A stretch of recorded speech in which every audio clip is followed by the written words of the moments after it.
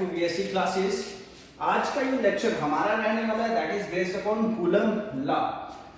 कौन सा चैप्टर है? दिस इज क्लास 12 का हमारा फर्स्ट चैप्टर है, चैप्टर फर्स्ट और उसी का एक टॉपिक है कूलम लॉ, जो कि काफी इंपॉर्टेंट टॉपिक है। ये ऑलमोस्ट पूरे चैप्टर का आपकी जो पार्ट ए वो बुक है ना फिजिक्स की, उसमें ऑलमोस्ट ये आपको हर जगह पे मिलेगा। डेरिवेशन की स्टार्टिंग में भी देखने को हर जगह मिलेगा, तो ये काफी इंपॉर्टेंट हो जाता है कूलम लॉ को करना। क्लियर? सो कूलम लॉ से पहले ना हमें कुछ पता होना चाहिए कि भाई कूलम लॉ की थोड़ी बहुत, ज्यादा नहीं, हम ज्यादा डीप में जाएंगे इसकी हिस्ट्री पे, बट थोड़ी बहुत हिस्ट्री के बारे में अगर मैं जानूं तो कूलम का जो पूरा नाम था दैट इज योर, एक काम करते हैं इसको दूसरे पेन से लिखते हैं, that is your Charles Augustan D coulomb. Charles Augustan D coulomb. अब इस बंदे ने क्या किया था? एक्सपेरिमेंट किया था, और एक्सपेरिमेंट किसके ऊपर किया था? इलेक्ट्रोस्टैटिक फोर्स दो चार्जेस के बीच में, बिटवीन टू चार्जेस। इसने क्या की थी? डेवलप की थी। हमें डेवलप क्या की थी? इसने क्या की? डेवलप तो नहीं की थी, बेसिकली इसने जानी थी, ऑब्जर्व की थी कि दो चार्जेस के बीच में एक फोर्स होती है, उस फोर्स को हम क्या बोलते हैं? इलेक्ट्रोस्टैटिक फोर्स बोलते हैं। क्लियर? अब ऐसा तो है नहीं है कि एक ही दिन, यार ये वायर आ गई, चलो कोई नहीं, चलते। ऐसा तो है नहीं है कि एक ही दिन में इसने ये सब चीजें डेवलप कर दी। इसने भी किसी ना किसी की तो थ्योरी पढ़ी होगी ना। जैसे फॉर एग्जांपल न्यूटन था, हमने, ठीक है, it's totally similar like that of Newton laws, ठीक है, Newton gravitational law, clear, universal law of gravity Newton ने दिया था। अब न्यूटन बैठा हुआ था, ऊपर से सेब गिरा और न्यूटन ने एकदम से ये दे दिया कि हाँ भाई नीचे क्या है? ग्रेविटी। ऐसा नहीं होता ना। न्यूटन ने भी किसकी स्टडी की थी? कैपलर्स के लॉ की स्टडी की थी, क्योंकि प्लैनेटरी मोशंस पे डिपेंड थे, राइट? वैसे ही जो कूलम था हमारा, जिसका पूरा नाम क्या था? Charles Augustan D coulomb. इसने इलेक्ट्रोस्टैटिक फोर्स के बारे में जाना, और इसने किसकी स्टडी की थी? इसने एक जोसेफ हमारा प्रेस्ले था, जोसेफ प्रेस्ले, ठीक है। इसने क्या दी थी? इसने थ्योरी ऑफ रिपल्शन दी थी, इलेक्ट्रोस्टैटिक रिपल्शन,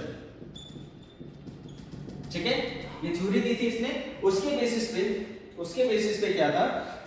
इसी की थ्योरी को आगे, ठीक है, फॉरवर्ड किया गया। कहां पे? कूलम ने फॉरवर्ड किया, और कूलम ने क्या बताया कि भाई दो फोर्सेस के बीच में क्या, दो चार्जेस के बीच में क्या होता है? हमारी फोर्स होती है, उस फोर्स को क्या नाम दे दिया गया? इलेक्ट्रोस्टैटिक फोर्स नाम दे दिया गया। और ये बेसिकली 1780s में हुआ था। 1780s का मतलब कोई एग्जैक्ट डेट तो नहीं पता है, बट ये ऐसा माना जाता है 1780s में भी 1785 के अराउंड ये पूरा ये जो लॉ था ये हमारे पास आया। क्लियर? ये थोड़ी बहुत एक हिस्ट्री के बारे में कूलम के कि ये लॉ कब, ठीक है, उसने दिया है, उसके बारे में आ गया। देन हम स्टार्ट करते हैं हमारा मेन, जो कि हमें एग्जाम में भी लिखना है। Clear? That is your Coulomb law. Okay, coulomb law ने क्या किया? बेसिकली दो चार्जेस के बीच में हमारे को क्या बताया कि इन चार्जेस के बीच में एक फोर्स होती है, उस फोर्स का नाम है इलेक्ट्रोस्टैटिक फोर्स। अब ये चार्ज आ गया, मान लो this is a positive charge, और एक और चार्ज है, this is a positive charge. अब चलो ऐसे देखते हैं, एक चार्ज हम Q1 ले लेते हैं, ये पॉजिटिव भी हो सकता है, नेगेटिव भी हो सकता है, और ये भी चार्ज हम Q2 ले लेते हैं, इस चार्ज को हमने नाम दे दिया Q2, ये भी पॉजिटिव हो सकता है, नेगेटिव हो सकता है, कोई भी चार्ज हो सकता है, ठीक है। अब इन दोनों के बीच में ना इसने क्या दे दिया? इन दोनों के बीच में डिस्टेंस, ये किस डिस्टेंस पे? ये r डिस्टेंस पे रखे गए हैं। Q1 and Q2 are two charges, इन दोनों के बीच का जो डिस्टेंस है वो कितना रखा गया? r रख दिया गया। आपको थोड़ा बहुत ना यूनिवर्सल लॉ ऑफ ग्रेविटी की तरह ही ये मिलेगा। अब यूनिवर्सल लॉ ऑफ ग्रेविटी में सिर्फ और सिर्फ फर्क इतना है कि हमने वहां पे दो मासेस रखे थे, दो मासेस के बीच में हमने क्या निकाली थी? फोर्स निकाली थी। इस फोर्स को हमने क्या नाम दे दिया गया? Gravitational force. वैसे ही यहाँ पे मासेस की जगह क्या है? दो चार्जेस है, और उसको नाम दे दिया गया, उन दोनों के बीच में जो भी फोर्स ऑब्जर्व की गई उसे नाम क्या दे दिया गया? Electrostatic force. अब अगेन ये चार्ज कैसे आए? ये पॉजिटिव चार्ज, नेगेटिव चार्ज क्यों बने? इट्स अ फंडामेंटल चीज, ठीक है, फंडामेंटल चीज है। अब फंडामेंटल हम किसे बोलते हैं? जिसे हम अज्यूम करते हुए चलते हैं। अब हमें नहीं पता ये नेचुरली बनी, ग्रेविटेशनल फोर्स कहां से है ये नहीं पता है, इसलिए gravitational is a fundamental force. Clear? So दो चार्जेस Q1 Q2, इसके बीच का जो डिस्टेंस है दैट इज r। तो कूलम ने क्या बोला? According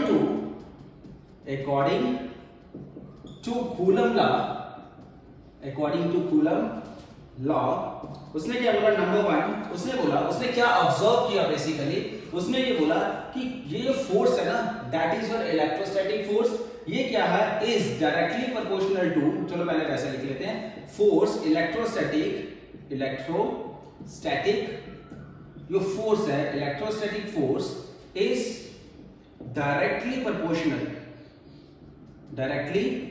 proportional to the product of their masses, to the product of their, sorry masses कहां से आ गया, this is charges, that is your F is directly proportional to Q1 Q2, दो charge हम कौन से ले रहे हैं, एक Q1 ले रहे हैं, एक Q2 ले रहे हैं, क्लियर।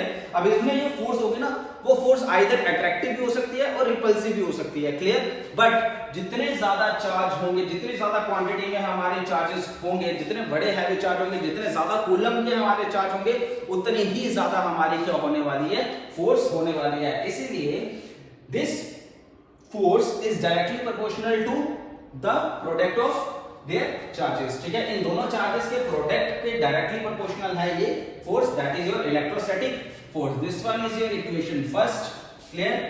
इक्वेशन और दूसरा उसने क्या बोला, क्या ऑब्जर्व किया, ये जो इलेक्ट्रोस्टैटिक फोर्स है ना, इलेक्ट्रोस्टैटिक फोर्स, ये क्या है, ये इनवर्सली प्रोपोर्शनल है, inversely proportional to the square of distance between them, to the square of distance between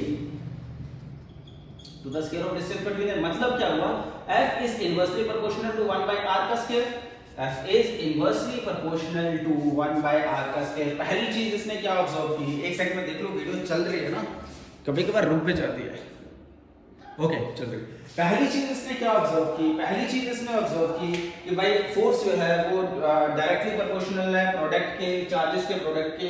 दूसरी चीज इसने क्या ऑब्जर्व की, जैसे जैसे हम चार्ज का डिस्टेंस बढ़ाते जाते हैं, वैसे वैसे जो इलेक्ट्रोस्टैटिक फोर्स होती है उसकी वैल्यू क्या हो जाती है, कम हो जाती है। मतलब इलेक्ट्रोस्टैटिक जो फोर्स होती है वो कम होना स्टार्ट हो जाती है जैसे जैसे हम दो चार्जेस को क्या करते हैं, दूर दूर लेना स्टार्ट करते हैं, clear.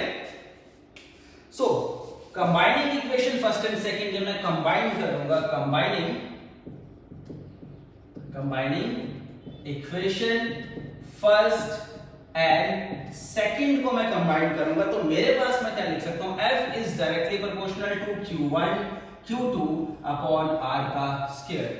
F is directly proportional to Q1 Q2 upon R का स्क्वायर। देखो वीडियो में ना हम लोग क्या करते हैं कि थोड़ा सा स्लो बढ़ाते हैं। अगर आपको किसी को भी वीडियो स्लो रखती है ना, तो नीचे ऑप्शन होता है स्पीड बढ़ाने का, तो आप अगर आपको कंफर्टेबल लगता है कि 1.5x में ये देखना, तो आप 1.5x में भी देख सकते हो। जिससे क्या होगा, अगर 25 मिनट्स की वीडियो है या 20 मिनट्स की वीडियो है, वो आपके लिए शॉर्ट हो जाएगी, clear. Okay, force is directly proportional to Q1 Q2 upon R का स्क्वायर। अब हम प्रोपोर्शनैलिटी की जो साइन है इसको हटा के कोई ना कोई कांस्टेंट का यूज करते हैं, तो हम यहां पे करने वाले हैं कांस्टेंट का use. F is equals to that is K Q1 Q2 upon R का square, K Q1 Q2 upon R का स्क्वायर। अब ये K है, this K is your where K is proportionality constant,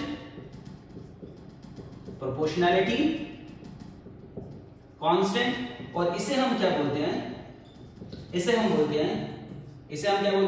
हैं इलेक्ट्रोस्टैटिक फोर्स कांस्टेंट। इसे हम क्या बोलते हैं, इलेक्ट्रोस्टैटिक फोर्स कांस्टेंट। इसे हम क्या बोलेंगे, इलेक्ट्रोस्टैटिक फोर्स कांस्टेंट। यहां तक दिख रहा है ना, बार बार चेक करना पड़ता है भाई। ओके, आ रहा, क्लियर है। इस के को हम क्या बोलेंगे, इलेक्ट्रोस्टैटिक फोर्स कांस्टेंट। तो चलो एक काम करते हैं, अब थोड़ा सा के के बारे में भी थोड़ा डिस्कस कर लेते हैं। इसे दे देते हैं इक्वेशन फर्स्ट दे दिए, इक्वेशन सेकंड दे दिए, इसे हम दे देते हैं इक्वेशन थर्ड। इसे हम क्या देते हैं, इक्वेशन थर्ड। सो फॉर के के लिए अगर मैं बात करूं, इस k की जो वैल्यू होगी ना, ये k की वैल्यू तीन कांस्टेंट से मिलके बनी हुई है, और वो तीन कांस्टेंट कौन से है, इस k की वैल्यू जो है वो k which is equals to क्या होती है, 1/4 pi epsilon naught. Clear? 1/4 pi epsilon naught is the value of K. तीन कांस्टेंट कौन से? एक तो 4 कांस्टेंट, एक तो pi constant and epsilon naught is also यार ठीक है कांस्टेंट वैल्यू। और एप्सिलॉन नॉट को हम क्या बोलते हैं? Where epsilon naught is where epsilon naught, इसे हम बोलते हैं permittivity of free space. Permittivity of free space. Free space का मतलब यहां पे हम पूरे चैप्टर में ना फ्री स्पेस का हम लोग मतलब लेके चलेंगे ना, दैट इज वैक्यूम या फिर एयर। ठीक है? इसके अलावा अगर कोई और, देखो इन दोनों के बीच में यहाँ पे हमने चार्ज रखे हैं, इन दोनों के बीच में कोई ना कोई मीडियम तो होगा। या तो ये चार्ज हम वैक्यूम में रख देंगे, या तो ये चार्ज एयर में रख देंगे, या तो ये चार्ज वाटर में रख देंगे, या तो ये चार्ज किसी और मीडियम में रख देंगे, बट कोई ना कोई मीडियम तो होगा ना। अगर मैंने नॉट एप्सिलॉन नॉट लगा हुआ है ना, इसे हम बोलते हैं एप्सिलॉन नॉट। अगर यहाँ पे नॉट लगा हुआ है, जीरो लगा हुआ है, इसका मतलब ये क्या है? इसके पैरेलल अगर जीरो लगा हुआ है, इसका मतलब क्या है? फ्री स्पेस की बात चल रही है। अगर ये नॉट नहीं लगा होगा, सिर्फ और सिर्फ एप्सिलॉन लगा होगा, इसका मतलब ये होगा कि वैक्यूम और एयर के अलावा कोई और मीडियम में हमने क्या रखे हुए हैं? चार्ज रखे हुए हैं। बट अगर एप्सिलॉन नॉट लगा हुआ है तो that is vacuum and air is your medium. Clear? Clear है? So this is the permittivity of free space. और अगर मुझे एप्सिलॉन नॉट की वैल्यू को जानना ना, तो एप्सिलॉन नॉट की वैल्यू से भी पहले ना हम इसकी यूनिट्स की बात कर लेते हैं। Units of epsilon not. Epsilon not की यूनिट जानने से पहले मुझे जानना पड़ेगा कि के की यूनिट क्या होते हैं। तो अगर मैं के की यूनिट की बात करूं यहाँ पे, यूनिट्स ऑफ, चलो के की इलेक्ट्रोस्टैटिक फोर्स कांस्टेंट की यूनिट की मैं बात करूं, तो हम कहां से लेंगे? From equation third. Equation third मेरे पास क्या है? F is equals to K Q1 Q2 upon R का स्क्वायर। राइट? इक्वेशन थर्ड से मैं K की वैल्यू फाइंड आउट कर सकता हूँ। K मेरे पास क्या आ जाएगा? R स्क्वायर ऊपर चला जाएगा, which is equals to F R का स्क्वायर। Q1 Q2 नीचे आ जाएंगे अपॉन Q1 Q2। राइट? और यहां से हम क्या फाइंड आउट कर सकते हैं? यहां से हम इसकी यूनिट फाइंड आउट कर सकते हैं। तो कर लेते हैं। दैट इज फोर्स की unit newton, R is a distance की unit is metre square, charge Q is charge that is coulomb into coulomb. तो ये मेरे पास क्या बना? This is newton metre square and C का स्क्वायर कूलम का स्क्वायर, दैट इज मेरे पास ये बना this is newton metre square C minus 2 is the unit of K, is the unit of K। और इस K की जो वैल्यू होती है, इस K की वैल्यू क्या होती है? 9 into 10 raised to power 9। आगे यूनिट कौन से लगाएंगे? That is newton metre square C minus 2। Newton metre square C minus 2 is the unit of your K electrostatic force constant and the value of electrostatic force constant is 9 into 10 raised to power 9 newton metre square C minus 2। Clear है यहां तक? अब मेरे पास जब K की units निकल गई, जब K की यूनिट निकल गई, उसके बाद मैं किसकी यूनिट फाइंड आउट कर सकता हूं? इजीली एप्सिलॉन नॉट की यूनिट में क्या कर सकता हूं? फाइंड आउट कर सकता हूं। राइट? वो कैसे? तो आगे करते हैं। मैं इसे रब कर रहा हूं, ठीक है? ओके। चलो अब मुझे अगर एप्सिलॉन नॉट के units of epsilon not, SI unit की बात कर रहा हूं मैं, एसआई यूनिट ऑफ इसके एप्सिलॉन नॉट की अगर मैं बात करूं, तो मुझे पता है K की वैल्यू क्या होती है? 1/4 पाई एप्सिलॉन नॉट। राइट? ये मेरे पास किसकी वैल्यू होती है? K की वैल्यू होती है।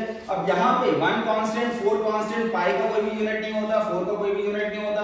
तो इसका मतलब इस K को मैं लिख सकता हूँ, अगर कांस्टेंट है ना ये, इस K के यूनिट होंगे वो यूनिट ऑफ K, सो यहां से लिख लो unit of K। Unit of K होंगे इज इनवर्स, K की यूनिट, सॉरी एप्सिलॉन के यूनिट निकाल रहे हैं ना, is inverse of the unit of, इसके यूनिट के इनवर्स होंगे K की यूनिट के, क्योंकि ये तो इनवर्स भी चल रहा है ना। ये तो मेरे पास K is equals to one by epsilon not ही होगा।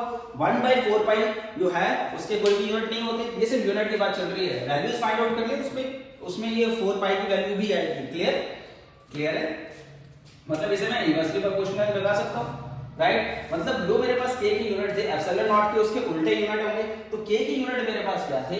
K की unit, the unit of K is unit of K जो थे वो क्या था मेरे पास? हमने वहां पे निकाले, that is newton metre square coulomb -2।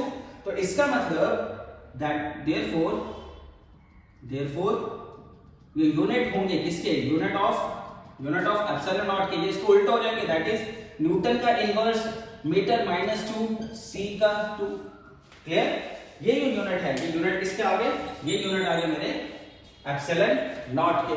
और इसकी वैल्यू क्या होती है, the value of epsilon not, the value of epsilon naught is 8.85 into 10 raised to minus 11, this is n minus 1 m minus 2 c2। ये मेरे पास किसकी वैल्यू आती है, ये आती है एप्सिलॉन नॉट की वैल्यू। कोई डाउट यहां तक? ओके, क्लियर है? अब हम क्या करते हैं, ये जो k की वैल्यू है, इस k की वैल्यू को हम पुट कर देंगे कहां पे, इक्वेशन थर्ड पे। Put the value of k from equation, कहां से लोगे आप, चलो इसे यहां से, ये आ गया आपके इक्वेशन फर्स्ट सेकंड, कितनी इक्वेशन है, थर्ड है, and this one is equation fourth. Put the value of k, जो कि तीन कांस्टेंट से मिला के बना हुआ है, कहां से, फ्रॉम इक्वेशन फोर्थ से, और कहां पे पुट करनी है, इन इक्वेशन, किसमें पुट करनी है, थर्ड में। देयरफॉर इक्वेशन जो थर्ड है वो आपकी क्या बनेगी, इक्वेशन थर्ड बिकम्स, जो इलेक्ट्रोस्टैटिक फोर्स है F is equals to k की जगह 1/4 pi epsilon naught, this is q1 q2 upon r का square, q1 q2 upon r का square, and this one is your Coulomb law of electrostatic, this one is your Coulomb law of electrostatic. ये काफी important है भाई, इससे हम दो तीन चीजें हो जानेंगे। इससे पहले एक बार फिर वीडियो को चेक करते हैं ताकि वीडियो रुकी ना हो। ओके ठीक है, चल रही है। ओके, इससे हम दो तीन चीजें हो जानेंगे, दैट इज नंबर 1, मुझे एमसीक्यू टाइप के क्वेश्चन पूछे जा सकते हैं। अगर मान लो कि अगर मेरे पास फोर्स की जो वैल्यू है, अब यहां पे देखो, यहां पे ना हमें नहीं पता कौन सा चार्ज है कौन सा चार्ज नहीं है, राइट? ये पॉजिटिव भी हो सकता है, पॉजिटिव भी हो सकता है, पॉजिटिव नेगेटिव भी हो सकता है, नेगेटिव भी हो सकता है। चार्ज एक पॉजिटिव एक negative, positive repel each other, same charges repel each other, and opposite charges attract each other. ये सब चीजें तो पता है ना, ये हम पढ़ते हैं। ओके, अगर मान लो कि मेरे पास जो फोर्स की वैल्यू है, इफ कहां पे, चलो यहां पे लिखते हैं, इसे मैं थोड़ा सा रख के लेता हूं। ओके, चलो, अगर मेरे पास इफ जो फोर्स है, इलेक्ट्रोस्टैटिक जो फोर्स है, वो मेरे पास क्या आती है, पॉजिटिव आती है। अगर मेरे पास जो फोर्स की वैल्यू है वो क्या आती है, पॉजिटिव आती है, इसका मतलब यहां पे जो दोनों जो चार्जेस है, इन चार्जेस के बीच में कौन सी फोर्स होगी, अट्रैक्टिव फोर्स होगी या रिपल्सिव फोर्स होगी, बताओ मुझे। देखो, अगर फोर्स पॉजिटिव आ रही है, इसका मतलब जो Q1 एंड Q2 है, Q1 and Q2 are same charges, same charges होंगे ना। देखो एक सेकंड, अगर ये प्लस, अगर ये चार्ज दोनों प्लस के हुए तो भी मैं मल्टीप्लाई करूंगा तो प्लस प्लस इज प्लस, अगर नेगेटिव हुए तो मल्टीप्लाई में नेगेटिव भी क्या हो जाता है, प्लस। ये तो बेसिक मैथ है ना, क्लियर? तो वैसे ही अगर नेगेटिव हुए तो भी मेरे पास प्लस रहने वाला है, पॉजिटिव हुए तो भी मेरे पास प्लस रहने वाला है, तो फोर्स की वैल्यू मेरे पास प्लस रहने वाली है। इट मींस अगर फोर्स पॉजिटिव है तो हम क्या एक्सपीरियंस करेंगे, रिपल्शन, क्योंकि same charge repel each other, clear?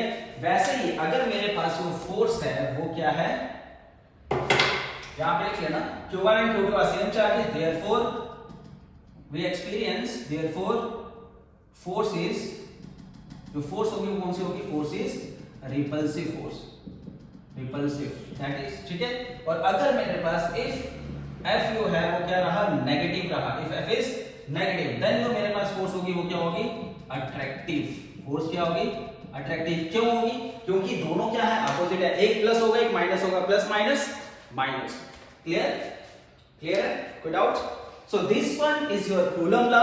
Next video में हम करेंगे coulomb law in vector form. इसी के साथ हम लोग आप लोगों के 12th क्लास का सिलेबस फिजिक्स का स्टार्ट कर रहे हैं, और धीरे धीरे लेक्चर बाय लेक्चर हम पूरा सिलेबस कंप्लीट करने का ट्राई करेंगे। देखो इतना टाइम नहीं होता ना एक्चुअली वीडियो बनाना और ये सब चीजें करना, लेकिन फिर भी lecture wise lecture, topic wise topic, main topic आप लोगों के आते रहेंगे वीडियो में, and plus with the help of experiment, क्योंकि हम शॉर्ट्स में डालते रहते हैं, कोशिश करेंगे कि हर एक ठीक है टॉपिक पे कोई ना कोई एक्सपेरिमेंट डाला जाए। जैसे चार्जेस है, चार्जेस के ऊपर हम लोग एक्सपेरिमेंट डालेंगे, बड़ी जल्दी एक्सपेरिमेंट डालने वाले हैं, हम चार्जेस के बारे में भी चीजों को बताएंगे। लेकिन फिलहाल के लिए this is your Coulomb law. Next topic जो आपका रहने वाला है this is Coulomb law in vector form. इसके बाद वो हम पढ़ेंगे नेक्स्ट वीडियो में। Till then do whatever you want to do, but don't trouble your study, specially physics.